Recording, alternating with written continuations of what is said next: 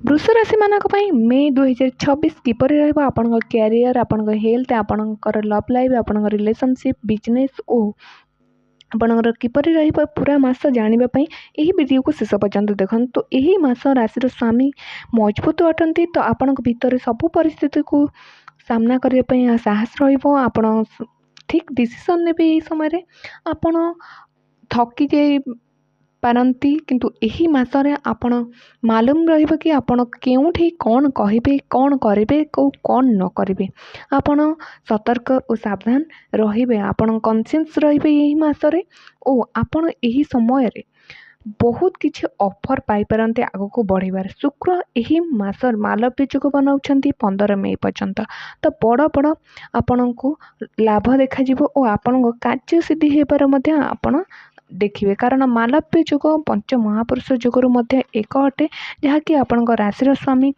आपणक राशि रही मनाउछंती। तो 11 मई रे मंगल देव राशि परिवर्तन करेंगे और 14 मई रे शुक्रदेव और 15 मई रे सूर्य और बुध राशि परिवर्तन करेंगे। तो यही फास्ट हाउस रे शुक्र रहिबे और सेकेंड हाउस रे बृहस्पति फोर्थ हाउस रे केतु 10th हाउस रे राहु 11 हाउस रे शनि और 12th हाउस रे सूर्य बुध रहिबे पर ट्रांजिट करेंगे। तो हेल्थ रे शुक्र फास्ट हाउस रे अति उत्तम अटे मालव्य जोग बनुची। तो बुध आपण 12 हाउस रे जेहेतु रही जाइछंती तो स्किन को नहीं कौन सी प्रोब्लेम आसी पारे पाद थकी पारे ओवरऑल एही मास आपण मानकर हेल्थ रे बहुत किछि प्रोब्लेम नहीं फाइन अछि किंतु स्किन प्रोब्लेम रही पारे। तो आपणकर निदरे भी चेंजेस आसी पारे आपण स्लीपिंग साइकिल चेंज हेई पारे। तो देखिनमा स्टडी आपणकर किपरि रहिबो एही मासरे। तो 15 तारिख पर्यंत बुधदेव आपणकर लग्न को आसीबे बारी तो बहुत भल रहिबो 15 पर्यंत आपण कॉन्शियस रही के आपणकर स्टडी को फोकस करिवार अछि कारण आपणकर दिमाग के एठी सेठी सेठी सेठी एमिति ही रहिबो। तो आपण ओवर थिंकिंग रे समय बितेबे 15 मई पर्यंत होई पारे तेणु करी आपणकर फोकस आपणकर गोल उपरे रखंतु। एही समय ଏହା ପରେ ଆପଣଙ୍କର ଫାଇନ୍ ଆଉ ସାଇନ୍ ରହିବ ଷ୍ଟଡ଼ି ଆପଣଙ୍କୁ ବହୁତ ଭଲ ରହିବ 15 ମେ ପରେ।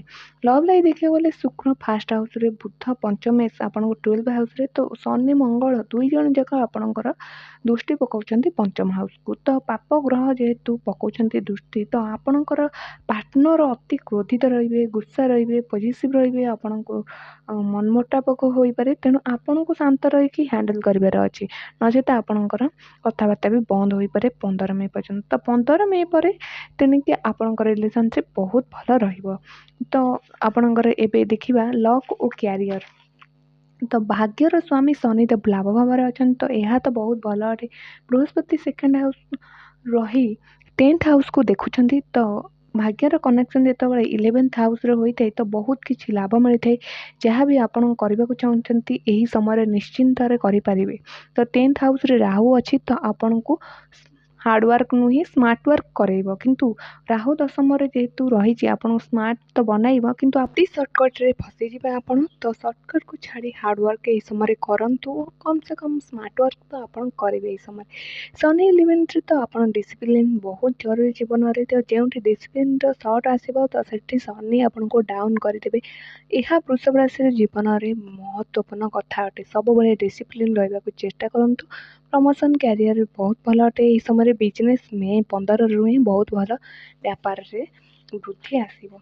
तो ये देखा जाए तो आपणकर मैरिज लाइफ बहुत भल अटे मैरिज लाइफ को 7th हाउस को देखुंत शुक्रदेव फास्ट हाउस रे रही तो मंगल देव 12th हाउस रे रही जेहेतु ये विपरीत राजयोग बनाऊँ मैरिज लाइफ रे कौन प्रोब्लेम नहीं शुक्र 7th हाउस को देखुं तो इमोशनल सपोर्ट पाइबे पार्टनर को सपोर्ट मध्य रहिबो 12 हाउस रे जेहेतु मंगल रहिबे सेतबेले आपनको ट्रैवलिंग करेबे लॉन्ग ट्रैवलिंग जाई पारंती पार्टी फंक्शन में जोग मध्य दे पारंती।